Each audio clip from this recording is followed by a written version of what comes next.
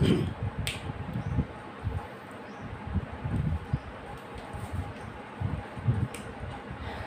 दोस्तों, exam destinations में आप सभी का स्वागत है। एग्ज़ाम डेस्टिनेशन में आप सभी का स्वागत है। तो दोस्तों, फिजिक्स के अंदर अपने सेकंड लेसन पढ़ रहे थे मोशन, ठीक है। और मोशन के अंदर अपने काफ़ी हद तक बातों को समझ लिया था, ठीक है।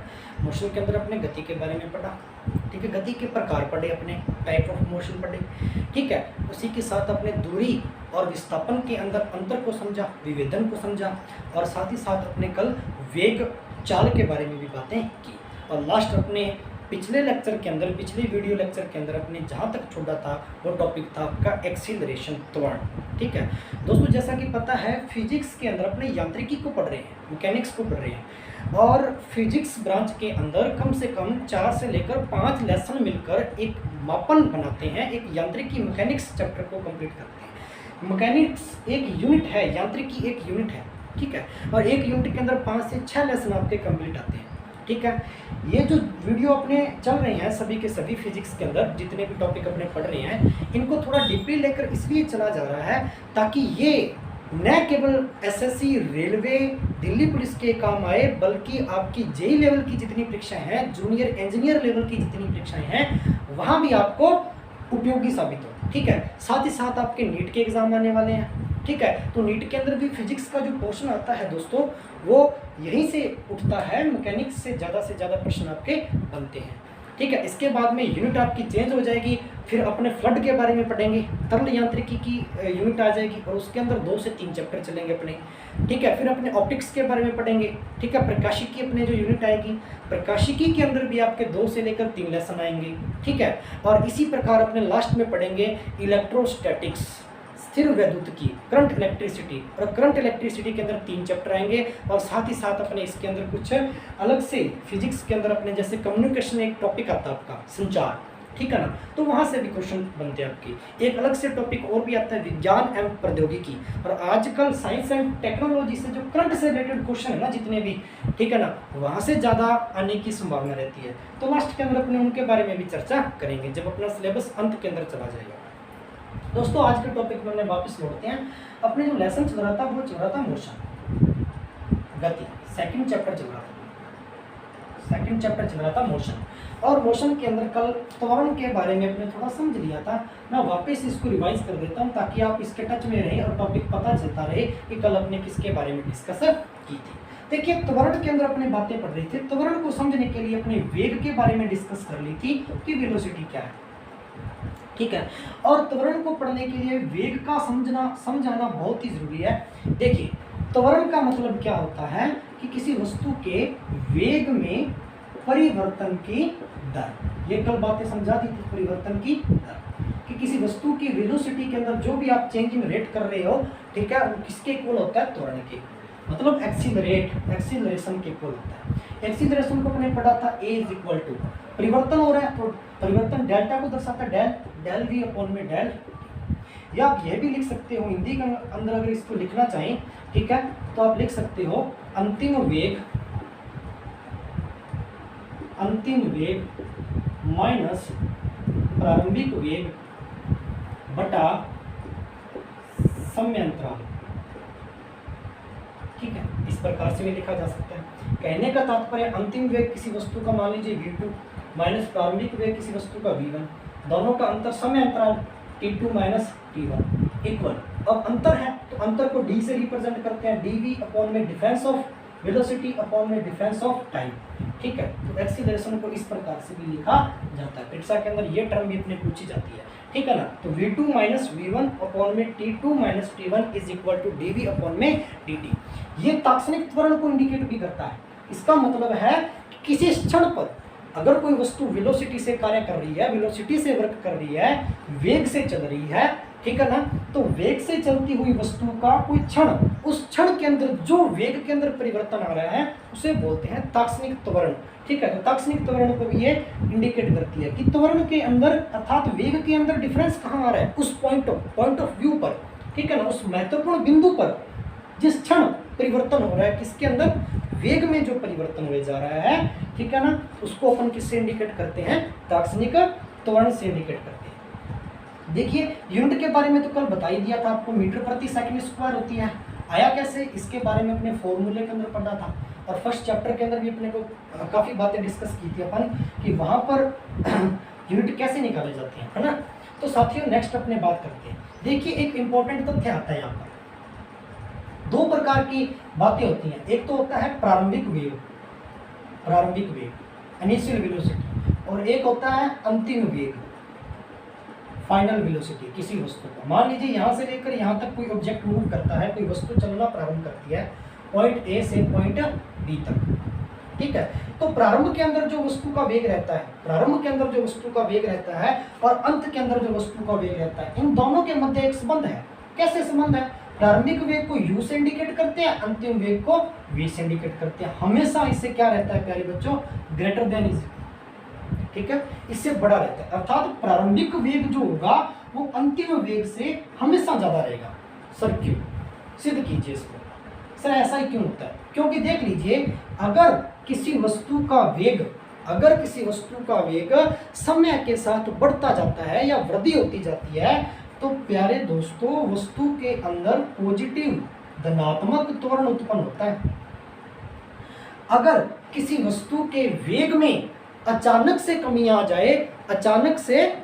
जाए, डिक्रीज हो जाए उसकी वेलोसिटी, तो वस्तु के अंदर ऋणात्मक त्वरण उत्पन्न होता है। ऋणात्मक त्वरण नेगेटिव एक्सीलरेशन, और इसी ऋणात्मक त्वरण को मंदन कहते हैं, डिक्लेरेशन कहते हैं, डिक्लेरेशन मंदन कहते हैं। देखिए अब ऐसा ही क्यों, जैसे मान लीजिए जैसे आप किसी गाड़ी को चलना प्रारंभ करवाते हो, ठीक है, जब आप गाड़ी का एक्सीलरेटर दबाते हो, एक्सीलरेटर को दबाने के बाद में गाड़ी के वेग के अंदर अचानक वृद्धि कभी नहीं होती। वस्तु का जो वेग है वो धीरे धीरे बढ़ता है। ऐसा तो नहीं है कि जैसे आपने एक्सीलरेटर दबाया और गाड़ी क्या है, जैसे एक्सीलरेटर दबाया और गाड़ी अचानक से 80 की स्पीड पर आ गई, ऐसा कभी होता है क्या, नहीं। जैसे आपने गाड़ी को स्टार्ट किया और गाड़ी चलना प्रारंभ करती है अपने इनिशियल पॉइंट से, तो उसकी वेलोसिटी के अंदर उसके वेग में धीरे धीरे वृद्धि होती है ना। दैनिक जीवन का एक सामान्य सा उदाहरण है, इसी प्रकार से तो पढ़ते आए हैं, ठीक है ना। टू बी ए प्रैक्टिकली अपने इसको कर सकते हैं, है ना, प्रयोग के सहारे से भी कर सकते हैं। तो अपने क्या समझे कि जैसे जैसे वेग के अंदर धीरे धीरे वृद्धि होती है, अगर उस बढ़ोतरी के अंदर अचानक से गाड़ी का ब्रेक दबा दिया जाए, अचानक से ब्रेक लगा दिया जाए, तो उसी वेग के अंदर अचानक से क्या आ जाएगी, कमी हो जाएगी। ऐसा तो नहीं होता कि गाड़ी के अंदर जैसे आपने ब्रेक लगाया, अगर गाड़ी 70 की स्पीड से चल रही थी तो वो सीधा ही 80 फिर 90 बढ़ती जाएगी, ऐसा तो नहीं होता। रुकेगी तो किस प्रकार से रुकेगी, ऐसा तो है नहीं कि 70 पर आपने ब्रेक लगाए, ठीक है ना, तो वो धीरे धीरे 50 पर फिर थोड़ा चलती रहेगी, फिर 40 पर फिर भी थोड़ा थोड़ा चलती रहेगी, ठीक है, फिर 20 पर फिर भी थोड़ा थोड़ा चलती रहेगी, ऐसा तो कभी नहीं होता। जैसे ही अचानक ब्रेक लगाए वो अचानक से सुई क्या है, मीटर की गिर जाएगी और उसके वेग के अंदर अचानक से कमी आ जाएगी। सडनली जो डिक्रीज होता है वेलोसिटी किसी वस्तु का, तो समझ सकते हैं कि वस्तु के अंदर क्या उत्पन्न हो रहा है, त्वरण। और त्वरण भी कौन सा, ऋणात्मक त्वरण। ऋणात्मक त्वरण क्या होता है, मंदन। अर्थात जब आपने ब्रेक लगाया तो गाड़ी के अंदर डिक्लेरेशन पैदा हो गया, ऋणात्मक मंदन उत्पन्न हो गया, और इसी ऋणात्मक मंदन को इस थ्योरम के सहारे समझाया गया कि जब प्रारंभिक वेग था वस्तु का, तब धीरे धीरे वस्तु का वेग बढ़ता जा रहा था। प्रारंभिक वेग इनिशियल वेलोसिटी u, और जैसे अंतिम वेग आया फाइनल पॉइंट पर आपने धीरे से मतलब अचानक ब्रेक लगा दिया और वस्तु का वेग है वो एकदम गिर गया, एकदम उसके अंदर क्या आ गई, कमी आ गई। तो मेरे को बताओ ये बड़ा हुआ क्या, ये बड़ा हुआ, बड़ा तो यही हुआ ना फिर, ठीक है, यू ही बड़ा होगा हमेशा, क्योंकि इसके अंदर तो वेग धीरे धीरे बढ़ता जा रहा था और इसके अंदर अचानक ब्रेक लगाया तो डिक्लेरेशन उत्पन्न हो गया, अर्थात ऋणात्मक त्वरण मंदन उत्पन्न हो गया। तो u हमेशा बड़ा होगा किससे, v से। ये एक इंपॉर्टेंट तथ्य था इसके अंदर समझने योग्य। मंदन से भी काफी क्वेश्चंस बनते हैं। तो डायरेक्टली मंदन को किस प्रकार से परिभाषित करेंगे कि किसी वस्तु के अंदर ऋणात्मक त्वरण उत्पन्न हुआ जा रहा है, ठीक है, ऋणात्मक एक्सीलरेशन नेगेटिव एक्सीलरेशन अगर उत्पन्न हुआ जा रहा है, तो अपन उसको क्या कहेंगे कि वस्तु के अंदर मंदन उत्पन्न हो गया जी, डिक्लेरेशन हो गया जी, ठीक है ना। इस प्रकार की बातें समझ में आई क्या।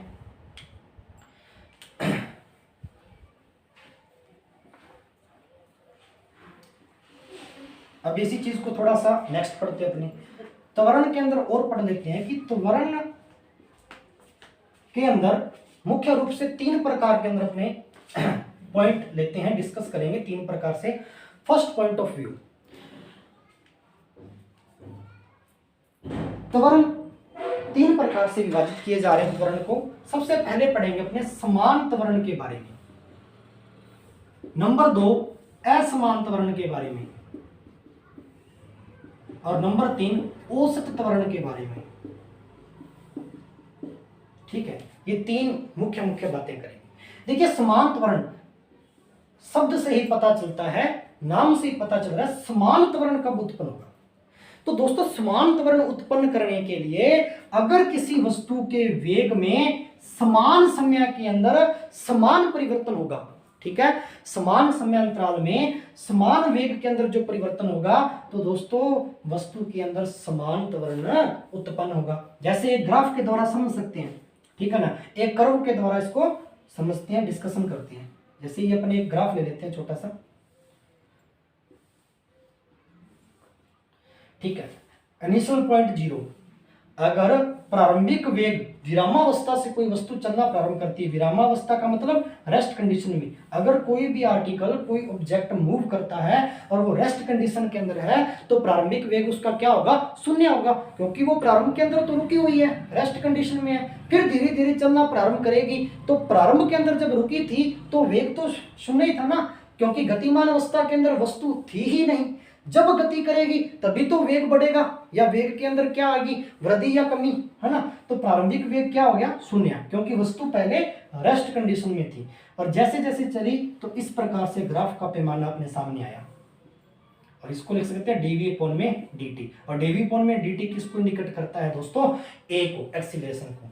ये वाला एक्सिस टाइम को रिप्रेजेंट करेगा, ये वाला वेलोसिटी को। वेग समय ग्राफ किसको उत्पन्न करेगा, वेग समय ग्राफ किसको इंडिकेट करेगा, त्वरण को इंडिकेट करेगा। ठीक है, तो यहां तक समझ में आई क्या। तो ये जो ग्राफ आपके सामने दर्शाया जा रहा है, ये समान त्वरण को प्रदर्शित कर रहा है, इक्वल एक्सीलरेशन को इंडिकेट कर रहा है।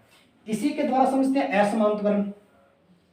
देखिए, अब नाम से पता लग रहा है असमान, जब वस्तु का त्वरण समान नहीं होगा। कब नहीं होगा, ठीक है, जब वेग में जो परिवर्तन होगा, rate in change in velocity होगा, वो अनइक्वल हो, असमान हो। ठीक है ना, कि जैसे पहले वस्तु चल रही थी समान वेग से, ठीक है ना, धीरे से इस प्रकार से होगी, अचानक जैसे स्पीड बढ़ाई, फिर यहाँ आ गई, फिर समान वेग से चल रही थी, अचानक फिर से वो धीरे होगी, तो यहाँ परिवर्तन हुए जा रहा है ना, एक कर्व बन रहा है ना रास्ते के अंदर, है ना। तो इसी प्रकार का ग्राफ यहाँ इंडिकेट होगा कुछ इस प्रकार से। तो ये असमान त्वरण को प्रदर्शित करता है, ये जो रास्ता बन रहा है ये असमान त्वरण को प्रदर्शित करता है। ठीक है, अब समझते हैं औसत त्वरण, एवरेज एक्सीलरेशन। एवरेज एक्सीलरेशन के अंदर अपने समझ रहे हैं बात को कि औसत त्वरण कब होगा। अब औसत होगा एवरेज, ठीक है ना। तो एवरेज के लिए क्या करेंगे कि कुल वेग में परिवर्तन, कुल वेग में परिवर्तन, कि किसी वस्तु के अंदर जो चेंज इन रेट हो रही है, अगर वो टोटल ले रहे हैं, मान लीजिए इनिशियल पॉइंट ए से बी तक कोई ऑब्जेक्ट मूव कर रहा है और पूरे रास्ते के दरमियान 3 से 4 स्टॉप पर गाड़ी रुक रही है, पहला स्टॉप, फिर दूसरा, फिर तीसरा, फिर चौथा, ठीक है ना, इस प्रकार चल रही है। तो कुल वेग के अंदर जो परिवर्तन हुआ जा रहा है, रास्ते के अंदर जो टोटल वेलोसिटी होगी वस्तु की, उसमें जो चेंज होगा बटा कुल समय अंतराल, कुल समय अंतराल। तो समय के अंदर भी कोई ना कोई अंतराल रहता होगा, समय के अंदर भी परिवर्तन होगा, है ना। तो कुल समय अंतराल, इन दोनों को जो अनुपात होता है, दोनों का जो रेशियो होता है, वो औसत त्वरण को इंडिकेट करता है, औसत त्वरण को प्रदर्शित करता है। इस प्रकार से इसको लिखा जाता है, ठीक है ना। नॉर्मली प्रश्न पूछ लिया जाता है, लेकिन औसत चाल से ही प्रश्न बनता है न्यूमेरिकल के रूप में, ठीक है ना। तो त्वरण के अंदर इतनी डिस्कस करेंगे, त्वरण के अंदर यहां तक ही प्रश्न बनता है, ठीक है ना। त्वरण को 3 भागों में विभाजित करके अपने डिस्कस कर लिए। नेक्स्ट टॉपिक पकड़ते हैं,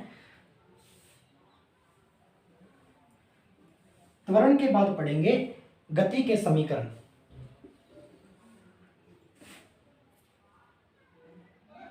गति के समीकरण, motion of equation, equation of motion, गति के समीकरण। देख लीजिए दोस्तों, गति के समीकरण, गति के समीकरणों को समझते हैं, लेकिन गति के समीकरणों का फिजिक्स के अंदर प्रयोग क्या है, ठीक है ना। इसका यूज क्या है, यूटिलाइज कैसे करते हैं इसको। सबसे मुख्य बात, किन राशियों के अंदर ऐसी कौन सी भौतिक राशियां हैं दोस्तों जिनके मध्य ये संबंध स्थापित करती हैं, ठीक है ना। महत्वपूर्ण प्रश्न आया, ऐसी भौतिक राशियां, ठीक है, जिनके मध्य ये संबंध स्थापित करती हैं, ठीक है ना, तो वो गति के समीकरण होंगे। लेकिन कौन कौन सी राशियां होंगी, जैसे कि प्रारंभिक वेग, अंतिम वेग, त्वरण एक्सीलरेशन, टाइम, ठीक है ना, डिस्टेंस या डिस्प्लेसमेंट, विस्थापन या दूरी, ठीक है ना। तो ये कम से कम इतनी राशियों के मध्य संबंध स्थापित करती है और ये एक समान त्वरण के लिए उत्पन्न की जाती है। देखिए कैसे, पहली समीकरण को समझते हैं सबसे पहले। आई कैसे, ठीक है ना, उसका बहुत ही बड़ा डेरिवेशन है। इतने बड़े डेरिवेशन को यहां नहीं समझेंगे, ठीक है ना। आपकी परीक्षाओं के अंदर डेरिवेशन नहीं पूछा जाता कि आया कैसे, पता होना चाहिए कि डेफिनेशन है क्या, ठीक है, इक्वेशन है क्या, फॉर्मूला है क्या, है ना। तो डायरेक्टली उनको क्वेश्चंस के अंदर अप्लाई करेंगे तब आपको और भी बेहतर समझ में आएगा। जैसे मान लीजिए सबसे पहले जो समीकरण है v is equal to u plus a t, समीकरण नंबर 1। समीकरण नंबर 2 s is equal to u t plus half a t square, equation number 2। Equation number 3 v square is equal to u square minus 2as, ठीक है ना। तो ये समीकरणें बनती हैं समीकरण नंबर 3। अब बात करते हैं यहां सबसे पहले मुख्य बात, समीकरण फर्स्ट के अंदर, सेकंड के अंदर, थर्ड के अंदर जो कॉमन पार्टिकल हैं, जो कॉमन फिजिकल क्वांटिटीज हैं, कौन कौन सी, u, यहां वर, यहां u क्या है, u है प्रारंभिक वेग, इनिशियल वेलोसिटी, v क्या है, फाइनल वेलोसिटी, अंतिम वेग। ए तो आपको पता ही होगा, अभी पढ़ा है, वस्तु का त्वरण, टी समय, गतिमान वस्तु का समय, ठीक है। एस यहां दूरी भी कहा जाता है, इसको दूरी से इंडिकेट भी करते हैं या विस्थापन से इंडिकेट करते हैं। अगर तो एक समान वेग है या एक समान त्वरण है, मतलब सड़क पर कोई गाड़ी है वो सीधी रेखा में गमन कर रही है, सीधी रेखा में गतिमान है, तो अपने उसको विस्थापन से इंडिकेट करते हैं, अर्थात सीधी दूरी, ठीक है ना। इसलिए एस को विस्थापन से भी इसको दर्शाया जाता है या दूरी डिस्टेंस से भी दर्शाया जाता है। तो ये मुख्य 3 समीकरण होगी। अब क्वेश्चंस के अंदर इसको अप्लाई कैसे करेंगे वो देखिए। जैसे मान लीजिए एक छोटा सा प्रश्न आपको पूछा गया, न्यूमेरिकल बेस्ड, ठीक है ना। रेलवे के अंदर टेक्निकल जो परीक्षाएं जितनी भी होती हैं वहां न्यूमेरिकल काफी पूछे जाते हैं, ठीक है ना। देखिए फर्स्ट क्वेश्चन देखिए इस पर बेस, कोई वस्तु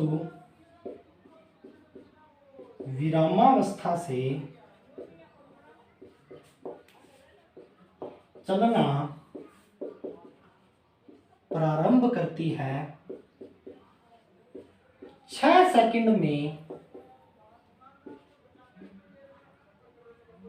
4 मीटर पर सेकंड स्क्वायर के त्वरण से, के समान त्वरण से किसी बिंदु तक पहुंचती है,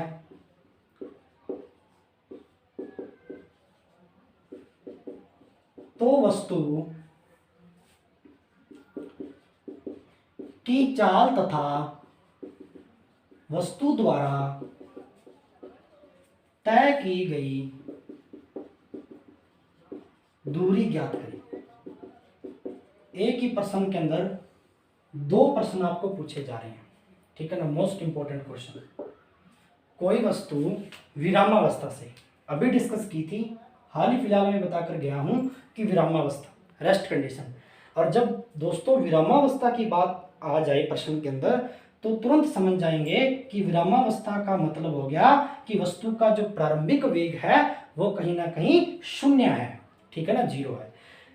6 सेकंड के अंदर समय दिया गया है 6 सेकंड और त्वरण अपने को दिया गया 4 मीटर पर सेकंड स्क्वायर। सबसे पहले अपने को चाल ज्ञात करनी है। कैसे पता चलेगा कि तीनों समीकरण में से कौन सी समीकरण इसके अंदर अप्लाई होगी। देखिए चाल का मतलब यहाँ वेग से लिया जाता है। मैंने अभी बताया था कि वेग टॉपिक के अंदर डिस्कशन भी अपने किया था कि वेग और चाल बराबर होंगे कब, कब बराबर होंगे? जब वस्तु है वो एक ही रेखा के अंदर गतिमान है, एक ही रेखा के अंदर गतिमान है, सीधी रेखा में, सरल रेखा में गति कर रही है, तो वेग का परिमाण और चाल हमेशा क्या होगी? बराबर रहेगी। तो यहाँ वेग को चाल से इंडिकेट कर सकते हैं ना, और मात्रक भी दोनों के इक्वल है, मीटर प्रति सेकंड। तो पहले समीकरण को अप्लाई करेंगे, v is equal to u t, u plus a t, ठीक है ना। v अपने चाल निकालनी है, u का मान कितना अपने पास 0 अभी पड़ा, a त्वरण का मान कितना दिया हुआ है 4 मीटर पर सेकंड, और टाइम अपने पास कितना है 6 सेकंड, ठीक है ना।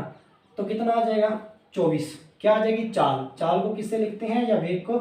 मीटर पर सेकंड। 24 मीटर पर सेकंड के अंदर वस्तु चलेगी, मतलब वस्तु की जो चाल है वो 1 सेकंड के अंदर 24 मीटर, ठीक है ना। इसी का सेकंड पार्ट दूरी भी पूछ रही है अपने से, ठीक है ना, कि डिस्टेंस क्या होगी। तो डिस्टेंस को फाइंड आउट करते हैं। दूरी का सूत्र तो एक ही है, दूरी दो सूत्रों से निकाली जा सकती है, दो समीकरणों से, एक तो यहाँ s और एक यहाँ s, लेकिन डायरेक्टली अपने यहाँ से फाइंड आउट कर लेते हैं, क्योंकि अपने को टाइम दिया गया और इस इक्वेशन के अंदर टाइम का कोई रोल नहीं है, ठीक है ना। तो टाइम को भी अपने कहीं ना कहीं अप्लाई करना है, तो ये समीकरण अपने बेहतर रहेगी। s is equal to u t plus half a t square, दूरी अपने निकालनी है या विस्थापन यू टी, यू का मान 0 है, टाइम कितना अपने पास मल्टीप्लाई 6 1/2, ए कितना है दोस्तों 4, और टाइम कितना अपने पास 6 सेकंड, स्क्वायर है तो 6 की क्या कर देंगे दोस्तों स्क्वायर। यहां से दूरी निकाल लेते हैं, दूरी किसी भी नंबर का जब 0 से मल्टीप्लाई होगा तो नंबर क्या आएगा 0, ठीक है ना। किसी भी x नंबर को 0 से मल्टीप्लाई करते हैं तो आंसर क्या आएगा 0, ठीक है ना। थोड़ा तो मैथमेटिक का नॉलेज हो गई है ना। तो यहाँ आएगा 0 प्लस 1/2 हाफ 1/2, 4 इंटू 6 की स्क्वायर कितनी होती है 36, तो 36 इंटू 4 से 2 को अपने काटेंगे, यहाँ 2, 36 का अपने 2 से मल्टीप्लाई किया 72, दूरी है तो किसके अंदर आ गई मीटर के अंदर, तो आंसर कितना आया 72 मीटर, अर्थात वस्तु की जो दूरी होगी वो कितनी होगी 72 मीटर रही होगी, ठीक है ना। तो पहला न्यूमेरिकल समझ आया क्या, जो गति के समीकरणों से संबंधित था। यहां तक पहुंचे, नेक्स्ट टॉपिक पढ़ते हैं गति के समीकरण। अब इससे संबंधित कितने भी न्यूमेरिकल आ जाएं, कितने भी प्रश्न आ जाएं, आप तुरंत उनको सॉल्व कर पाएंगे, ठीक है ना।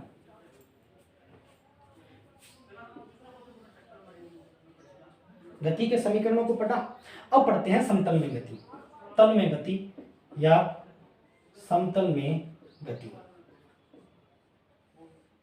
मोशन ऑन प्लेन, ठीक है ना, किसी प्लेन फिगर पर। समतल में गति का तात्पर्य क्या है, अर्थ क्या है यहाँ? समतल के अंदर गति का अर्थ है कि जब कोई वस्तु गति करेगी, ठीक है ना, तो एक वक्र पथ पर चलनी चाहिए, एक कर्व पाथ पर, एक कर्व पाथ पर, कर्वर्ड पाथ, वक्र पथ पर। अगर कोई वस्तु वक्र पथ पर गतिमान रहेगी तो वो कहाँ गति कर रही होगी, समतल में, एक प्लेन में, ठीक है। अगर वो प्लेन में गति करेगी तो दोस्तों उसके वेग की दिशा समय के साथ में क्या रहेगी, बदलती रहेगी, ठीक है ना। और वेग की दिशा समय के साथ में बदलती रहेगी कब, जब गति क्या होगी उसकी एक समान होगी। जब वस्तु की गति समान होगी, एक समान होगी, तो वेग की दिशा समय के साथ में क्या रहेगी, परिवर्तित होती जाएगी। और जब ऐसा होगा तो वस्तु अपने आप ही कर्व पथ पर, वक्र पथ पर गति करेगी, और जिसे क्या कहते हैं, समतल में गति। समतल में गति का सबसे मुख्य उदाहरण प्रक्षेप्य गति। समतल में गति का सबसे प्रमुख उदाहरण प्रक्षेप्य गति, प्रोजेक्टाइल मोशन, प्रोजेक्टाइल मोशन, प्रक्षेप्य गति। देखिए प्रक्षेप्य गति का मुख्य मतलब क्या है, ठीक है। सबसे पहले इसकी डेफिनेशन पढ़ते हैं, परिभाषा पढ़ते हैं, परिभाषित कैसे करेंगे प्रक्षेप्य गति को। परिभाषित करने के लिए एक छोटा सा उदाहरण लेते हैं। मान लीजिए एक व्यक्ति खड़ा है पृथ्वी के धरातल पर, और इसने कि एक पत्थर को उठाया या एक बॉल को उठाया और यहाँ से फेंकना प्रारंभ कर दिया। अब बॉल को यहाँ फेंका तो बॉल यहाँ आई, फिर यहाँ आई, और अंत में जाके वो अपने सतह पर गिर गई या अपने लक्ष्य पर पहुंची। फिर क्या किया, एक व्यक्ति आया, ठीक है ना, उसने क्या किया, यहां किसी खड़े हुए अन्य व्यक्ति को कोई वस्तु फेंकी और अन्य व्यक्ति तक पहुंचानी है। तो एक तो तरीका क्या रहेगा कि डायरेक्टली इस बॉल को सीधा फेंक दे तो इस व्यक्ति तक पहुंच जाएगी, ठीक है ना। और एक वो क्या करे, वस्तु को इस प्रकार से फेंके तो भी व्यक्ति तक पहुंच जाएगी, ठीक है ना। तो दोनों ही परिस्थितियों में जो दूसरा व्यक्ति होगा, जो लक्ष्य होगा, जहां तक अपने वस्तु को फेंक रहे हैं, वो किस वस्तु को सबसे ज्यादा आसानी से पकड़ेगा, इस प्रकार से जो कर्व बना के वस्तु फेंकी जा रही है। जैसे आप क्रिकेट खेलते हो और बॉल को फेंकते हो, एक तो सीधा बॉल फेंकना आपके हाथ पर, जैसे ही वो दबाव डालेगी तो ज्यादा दर्द महसूस होगा, और एक बॉल को कर्व पथ के रूप में ऊपर फेंकना और फिर वो वस्तु धीरे धीरे आपके हाथ में आएगी, तब उस समय आपका दबाव कम कार्य करेगा, ठीक है। दोनों ही उदाहरणों में अलग अलग बातें हैं। अब समझते हैं प्रक्षेप्य गति के बारे में। एक छोटा सा उदाहरण समझा, अब समझते हैं प्रोजेक्टाइल मोशन के बारे में। देखिए, पृथ्वी के तल से फेंकी गई किसी वस्तु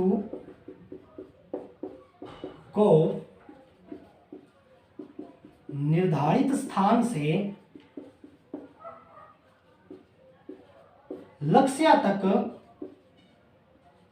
पहुंचाएं तो वस्तु, यहां लिख सकते हैं पहुंचाएं, ब्रैकेट में लिख लीजिए, वस्तु की दिशा ऊर्ध्वाधर, मतलब वस्तु को ऊर्ध्वाधर दिशा में फेंकना है, ऊपर की ओर फेंकना है। और जैसे ही आपने ऊर्ध्वाधर दिशा में फेंका इस प्रकार से, ठीक है ना, आपने थ्रो किया, तो वह वस्तु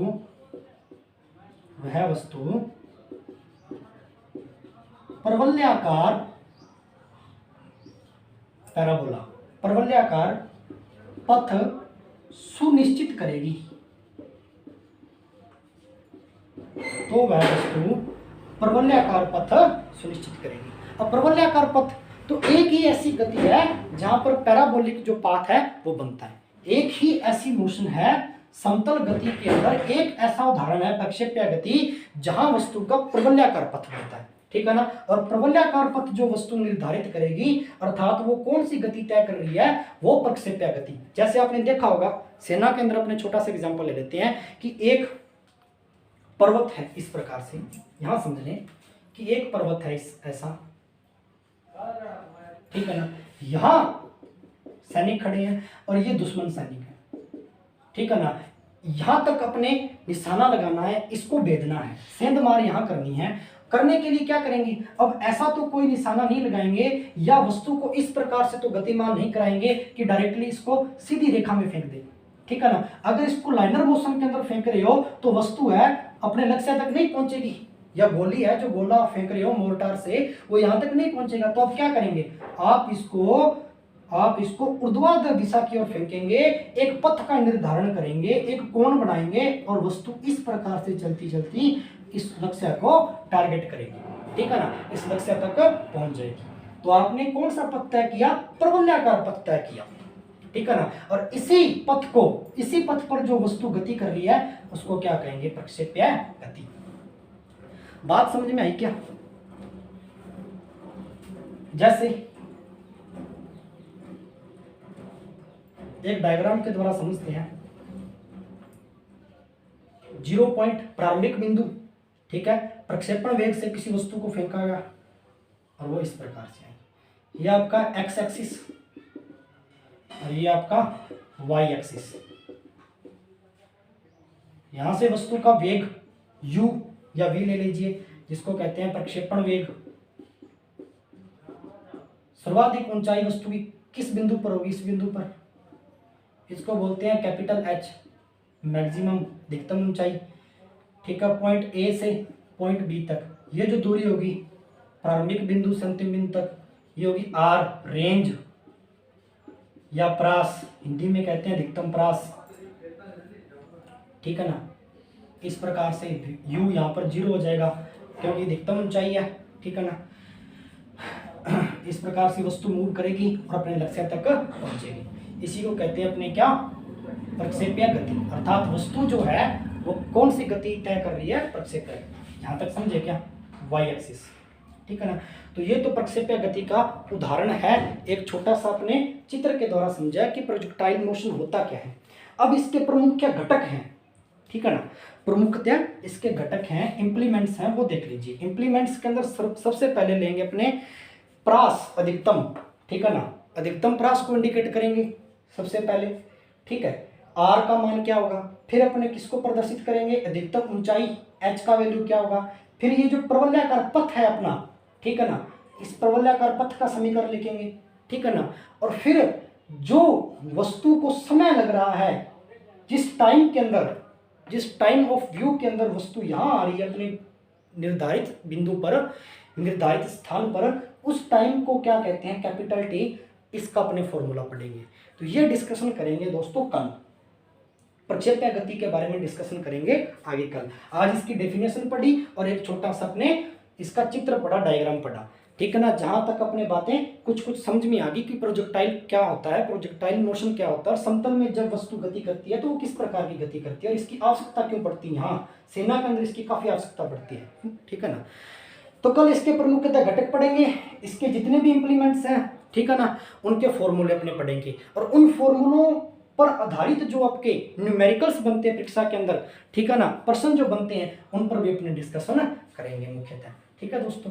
तो आज के लिए इतना ही, ज़्यादा नहीं करवाएंगे आपको आज, ठीक है ना। आज के लिए कम से कम इतना ही टॉपिक लीजिए, ताकि आप जितना पढ़ें उसको अच्छे से पढ़ें और आप इसकी प्रैक्टिस करते रहें साथ ही साथ। कोई भी आप साइंस की बुक पढ़ रहे हो, किसी भी बुक का सहारा ले रहे हो, ठीक है ना, उसके अंदर आपको एज इट इज ये टॉपिक मिल जाएगा और वहां से आपके न्यूमेरिकल्स जो दिए गए हैं, ठीक है ना, वहां से आप उसकी प्रैक्टिस कर सकते हो, ठीक है ना। अन्यथा यहाँ तो आपको कोई ना कोई आपको एक दो न्यूमेरिकल्स यहाँ करवाते चले जाएंगे, ठीक है दोस्तों।